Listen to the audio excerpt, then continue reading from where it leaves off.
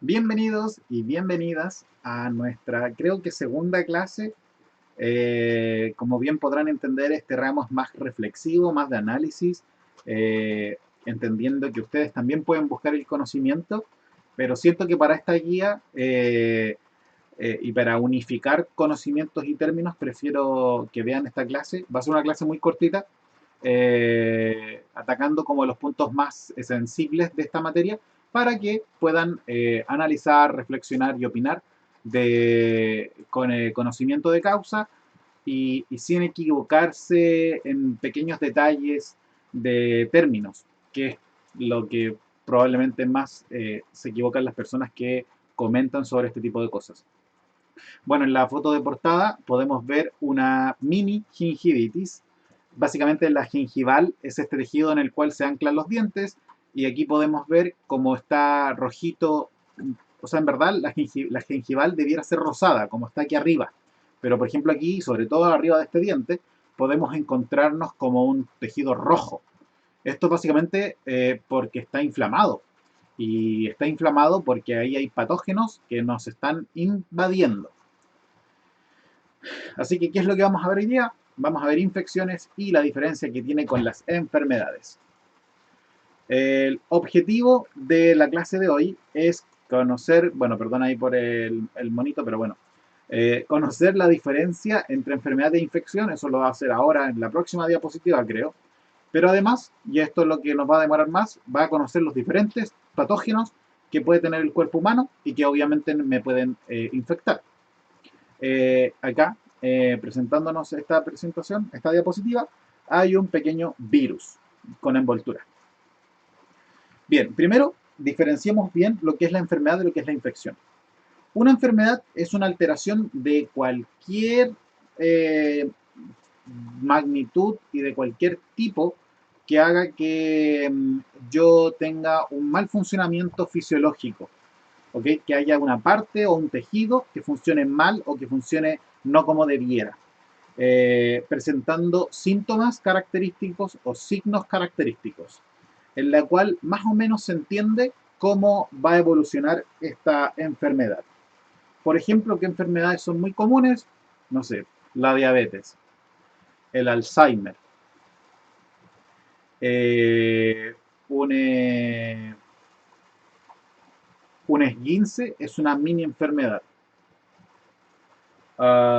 Bueno, cualquier alteración fisiológica de alguna estructura o parte o tejido. En cambio, la infección es una enfermedad, por lo tanto, es una alteración de un estado fisiológico de algún tejido o de alguna parte del cuerpo, pero que es causada principalmente por un patógeno. ¿Ok? Esta es la diferencia entre infección y enfermedad. En la infección necesariamente tiene que haber un patógeno. Ejemplos de esto, la hepatitis, que es causada por un virus, que hay una hepatitis que no es causada por virus. Eh, Puede ser el VIH, el SIDA, perdón, el SIDA, el VIH es el virus, el SIDA es la enfermedad. Puede ser una infección por papiloma humano que después cause un cáncer. Puede ser la misma gingivitis que vimos en un comienzo, etcétera. Me gustaría simplemente que reflexionen ahora, si quieren le ponen pausa, reflexionen acerca de si todas las infecciones son enfermedades o todas las enfermedades son infecciones. Ah, por si acaso, si están viendo este video desde YouTube, sería bueno que a medida que les vayan haciendo preguntas, las vayan haciendo en los comentarios de abajo para que, para que yo se las pueda contestar en la misma plataforma. Creo que es un nuevo espacio en el cual ustedes pueden preguntar y en verdad nunca se me había ocurrido decirles. Bien, eh, vamos a empezar con el primer tipo de patógeno que me pueden infectar. Probablemente para ustedes son los más conocidos, los virus. Primero que todo, el virus no es un microorganismo, porque para ser un microorganismo debe ser un ser vivo. Y el virus no está vivo. El virus es, digamos, una macromolécula o un complejo supramolecular que debe usar la maquinaria metabólica de su víctima, de su huésped, de su hospedero, para poder multiplicarse. Él por sí solo no puede hacerlo. Y al no cumplir este simple requisito, no se considera un ser vivo. Es un parásito intracelular, pero no es un ser vivo. Y virus hay de diferentes tipos, formas, familias, etcétera. Pero como esto va a atacar específicamente salud humana, simplemente me gustaría mostrarles estos dos tipos de virus. El virus sin envoltura, que es básicamente esta membrana plasmática, que es la que le roba a la célula que infectó. Entonces, si no tiene envoltura, es simplemente un escudo o una estructura geométrica que normalmente está formada por proteínas, ¿ok? Y que adentro de esta estructura como búnker de proteínas está el material genético del virus. Cuando tiene una envoltura, es decir, cuando tiene membrana, es exactamente la misma estructura, pero tiene una membrana por fuera. Y esta membrana, la particularidad que tiene es que tiene todas las proteínas que necesita el virus para producir o para llegar a la célula que él normalmente infecta. Por lo tanto, ahí tiene como las llaves para abrir las puertas que necesita para poder producir la infección. ¿Cuál es la principal ventaja o desventaja, como lo quiera ver este virus? Primero, que evidentemente esto le da especificidad. El tener estas proteínas les da el target de antemano al virus. Dice, ok, yo solamente infecto, por ejemplo, aquí abajo tenemos el virus del VIH, el virus que provoca el SIDA, el VIH, el virus de la inmunodeficiencia humana. Este virus tiene, por ejemplo, acá las proteínas GP120, que son las que va a utilizar para adherirse a los linfocitos T helper, que son su tejido, digamos, objetivo para producir la infección. El gran problema que tienen estos virus al tener esta membrana lipídica o esta membrana plasmática es que se mueren con lavarse las manos. Y esto es conocido para ustedes, porque lo que más le han dicho al explicarles coronavirus es lávense las manos. Todos los virus que tienen envoltura se mueren con un jabón, se mueren con algún detergente, porque básicamente lo que hace el detergente es separar las proteínas de la membrana y estabilizarlas de forma aislada. Por lo tanto, como que yo disuelvo de cierta manera la membrana. Y desapareciendo esa membrana, ese virus carece de toda, digamos, posibilidad de poder producirme una infección. El otro virus, al no tener esta membrana, es más resistente sobre todo a las condiciones ambientales, pero sin embargo, no es inmune, por lo tanto, tal vez no lo voy a matar con un lavado de manos, pero sí lo puedo matar con quizás un cambio de temperatura muy brusco o un cambio de pH muy brusco, etc. Bueno, esta información que les muestro acá abajo, abajo del título de virus, me sirve para enseñarles otra cosa de los virus. Sobre todo esto se aplica para los virus de la influenza, pero en verdad sirve para varios virus más. Todos los virus de la influenza tienen dos proteínas de membrana, la neuroaminidasa y la hemaglutinina. La hemaglutinina es con H. Hemaglutinina y neuroaminidasa. Estas dos proteínas son proteínas de su envoltura, son proteínas de membrana, exclusivas del virus. El tema está en que pueden ser de diferentes formas. Siempre se va a llamar neuroaminidasa y hemaglutinina, pero pueden tener formas diferentes. Puede ser para allá, para acá, para así, para acá, de diferentes formas. El tema está en que siempre necesita las dos, porque primero, para infectar, necesita la hemaglutinina y para poder soltarse de la célula que infectó, necesita la hemaglutinina y la neuroaminidasa. Por lo tanto, son proteínas clave en el proceso de la infección viral. ¿Qué es lo que ustedes debieran entender de este proceso? ¿Y por qué se los estoy diciendo? Porque normalmente van a escuchar, cuando estén hablando de influenza, la influenza o la cepa, digámoslo así, H1N1, que fue la más famosa que atacó hace unos años atrás. Se llama H1 porque tenía la hemaglutinina 1 y la neuroaminidasa 1, H1N1. Pero, por ejemplo, si está la H1N5, significa que tiene la hemaglutinina 1 y la neuroaminidasa 5. Y así se puede ir jugando con distintas hemaglutininas y neuroaminidasas, que son básicamente lo que le va a agregar la variabilidad al virus de cada estación, ¿sí? De cada año. Entonces normalmente uno se programa los primeros casos que surgen normalmente en el hemisferio norte. Listo, la cepa que está atacando este año es la H2N5, entonces tratemos de generar una vacuna contra H2N5. ¡Pum! Y se hace, y así se hace a nivel mundial. El tan famoso Tamiflu, que fue el principal, digamos, salvador de la Tierra cuando tuvimos algunas cepas de influenza un poco agresivas, es básicamente un compuesto químico que se llama, creo que se llamaba oseltamivir, que lo único que hacía era vincularse aquí cuando el virus ya estaba básicamente afuera y lo único que tenía era que salir para infectar otra célula. Lo que hacía era como hacer un candado en la neuroaminidasa para que el virus no pudiera soltarse. Entonces al final, sí, el virus infectaba esta célula, la destruía, pero todos los nuevos virus que tenían que salir no podían salir. Entonces se quedaban amarrados a esta célula que finalmente igual iba a morir, pero no se iba a esparcir la infección. Así que, bien, por si acaso quieren aprender por qué se llamaban de cierta manera las influencias, ya lo saben. Las dos proteínas, neuroaminidasa y hemaglutinina. Acá usted dice, profe, nos dijo que eran dos tipos de virus, y sin embargo hay aquí uno que parece como una nave espacial. Bien, este es un tipo especial de virus y me gustaría explicarles un poco más de ellos, pero se lo voy a hacer de manera bien rápida. En la siguiente diapositiva. Hay un tipo especial de virus que me gustaría que ustedes entendieran que existen, que son los retrovirus. El principal y el más famoso de ellos es el VIH. Hay creo que 5 o 6 que infectan a los seres humanos. Todos, y es una particularidad, infectan a ciertos tipos de linfocitos T.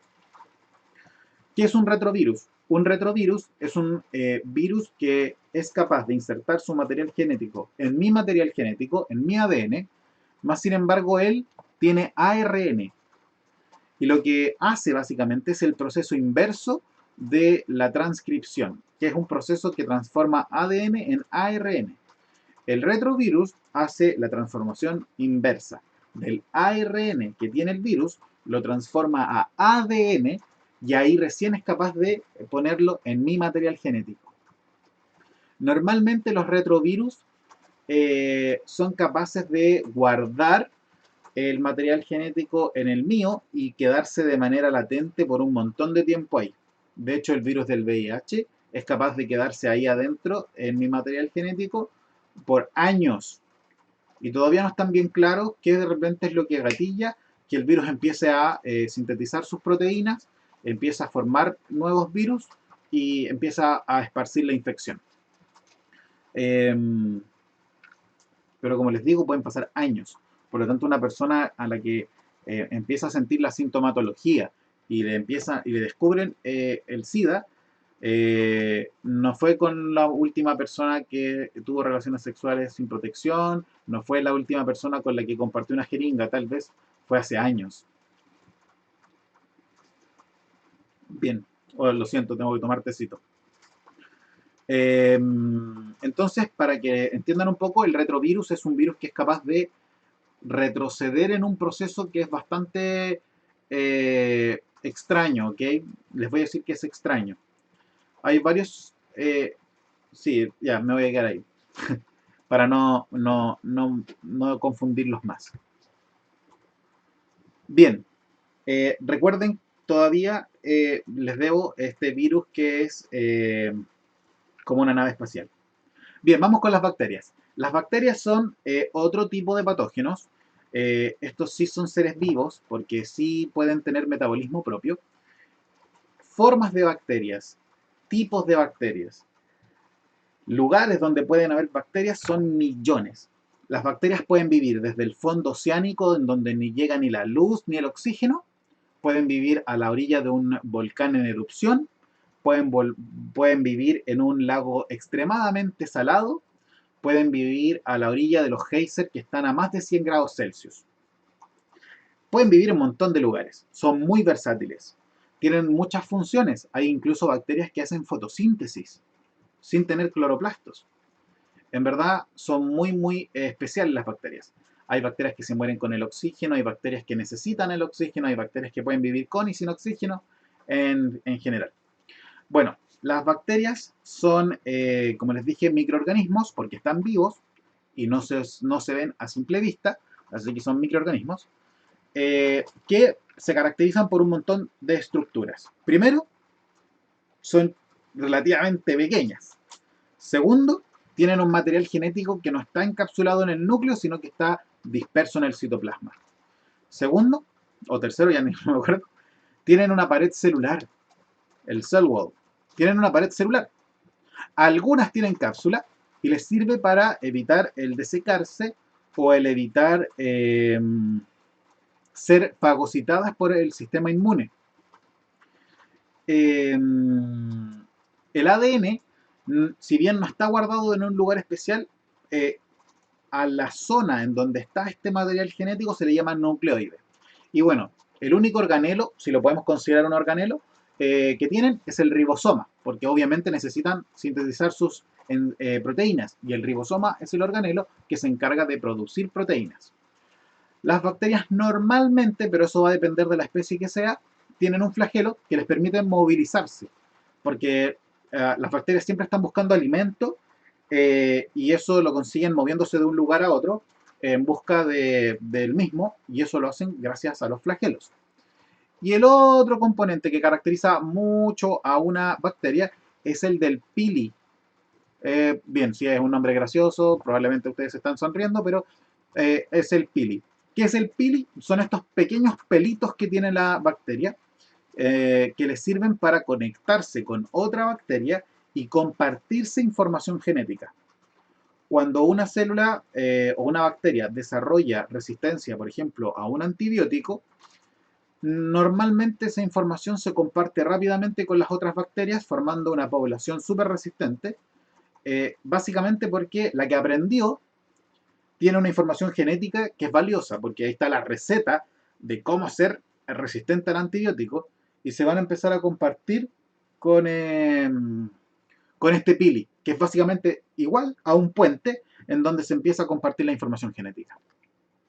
De hecho, ahí está la foto. Son dos bacterias. Acá está la bacteria donadora. ¿Por qué sabemos que esta es la donadora? Porque tiene un montón de pilis.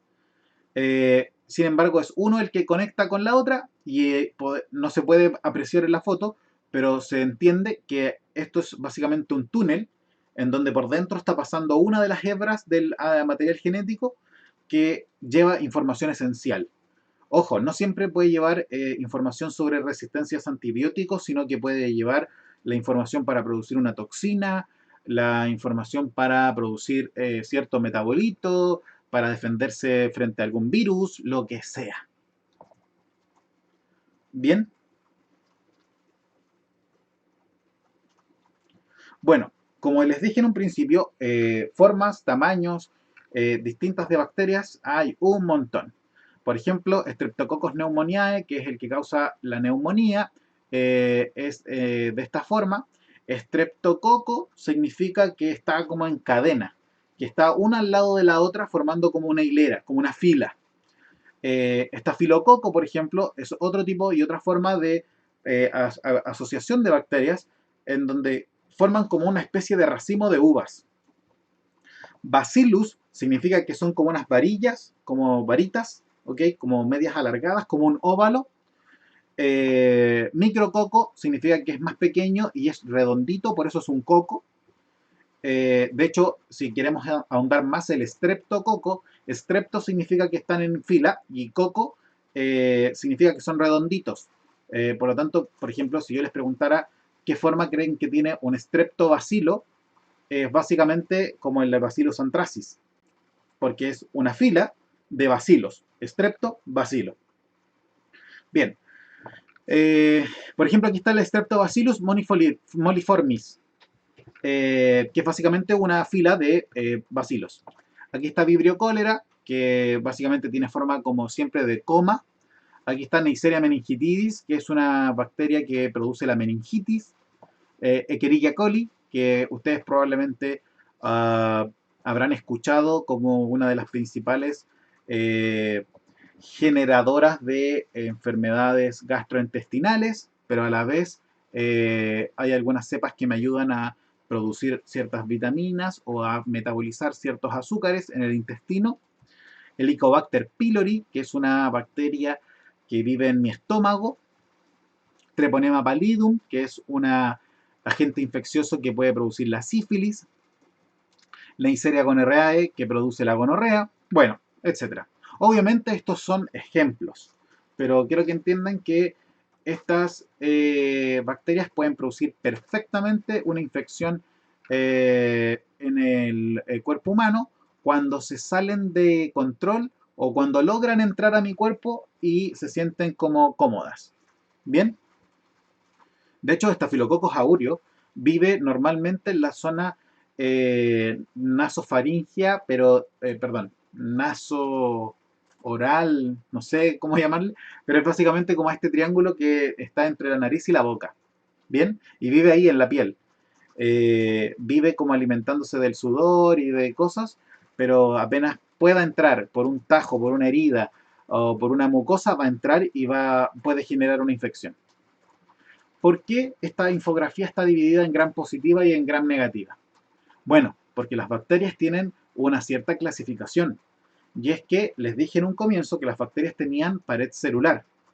Ahora, esta pared celular, si es un tremendo y gran bloque de péptidoglicano, que es el principal componente de la pared celular, se van a denominar gram positivas.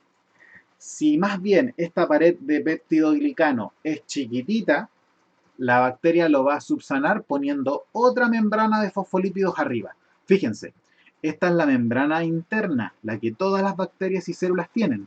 Luego tienen el pequeño bloque de péptidoglicano, que es su pared celular, insisto, todas las bacterias tienen pared celular, solo que algunas tienen tremendo bloque, que son gram positivas, y otras que tienen un bloque pequeñito.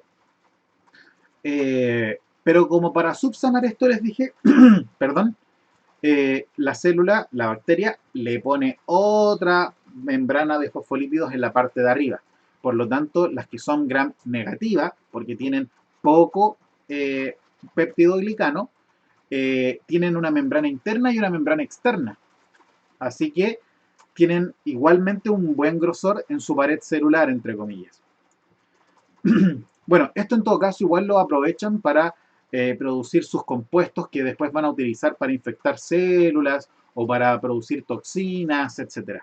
Bien, normalmente estos pelitos que salen por arriba, estos como pelotitas, suelen ser como las partes más específicas de una bacteria que después nosotros vamos a reconocer en nuestro sistema inmune para después atacarlas. Bien, ¿se acuerdan del virus que era como una nave espacial, no? Bien, ellos se llaman bacteriófagos.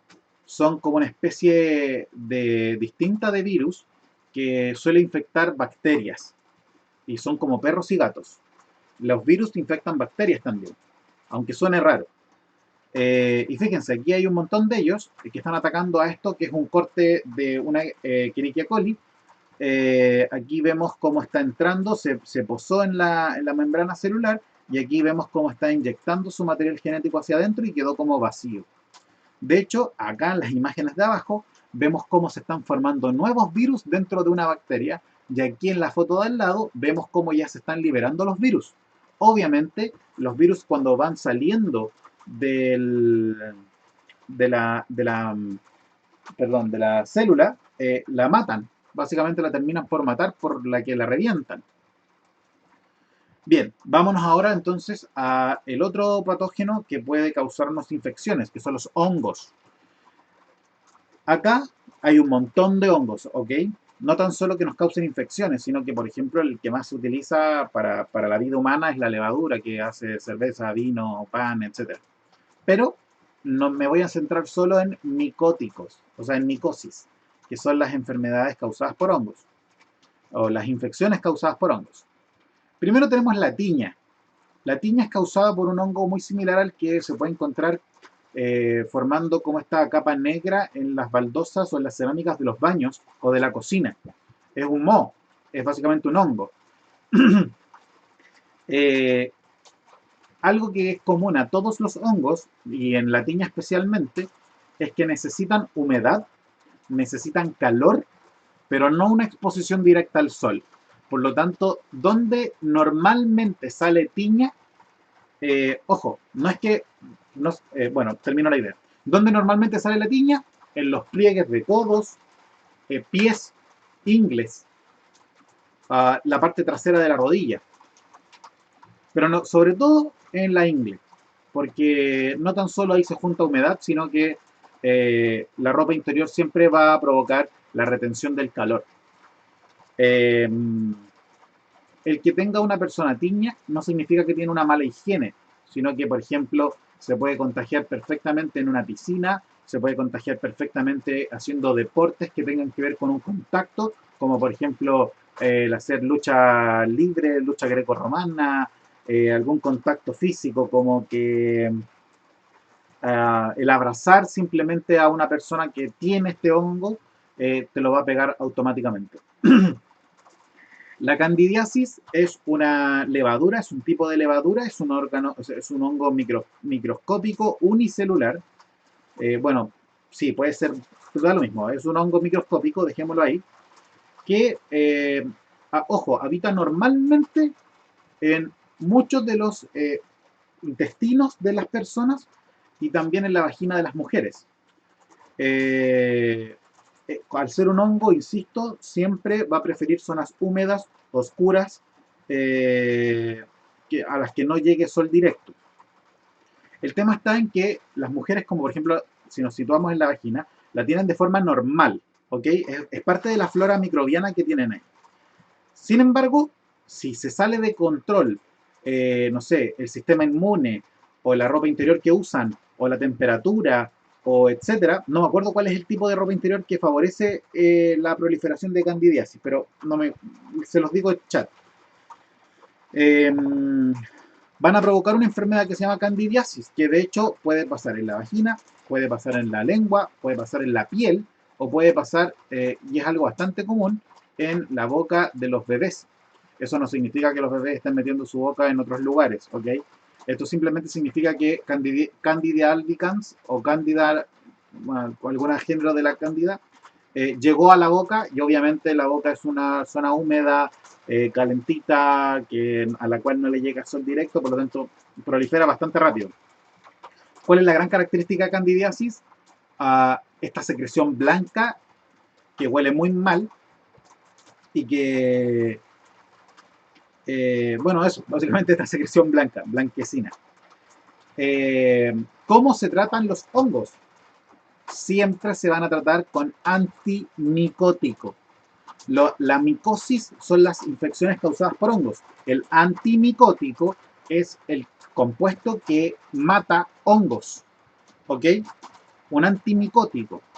Los antimicóticos más usados, por ejemplo, es el clotrimazol. O el fluconazol, o fluconazol, creo que se llama. El otro. ¿Cómo se tratan los virus? Hay cierto tipo de virus que se pueden tratar con antivirales o antirretrovirales. Pero la gran mayoría de los virus, lamentablemente, hay que dejar que pasen. Y hay que dejar que mi sistema inmune haga su pega. Cualquier resfrío dura 7 días. ¿Y qué te dan, entre comillas, si te sientes muy mal? Paracetamol, algún antiinflamatorio, si es que consideran que el antiinflamatorio no puede ser paracetamol, bueno, cualquiera. Y cama, y agua, que es como para tratar los síntomas. Pero siempre uno espera la cantidad de días necesaria para que mi sistema inmune solucione solo la pega. Eso es lo que se hace con coronavirus, eso es lo que se va a hacer con la gran mayoría de los virus a nivel mundial y a nivel histórico. ¿Cuál es el tratamiento de las bacterias? El tratamiento de las bacterias son antibióticos.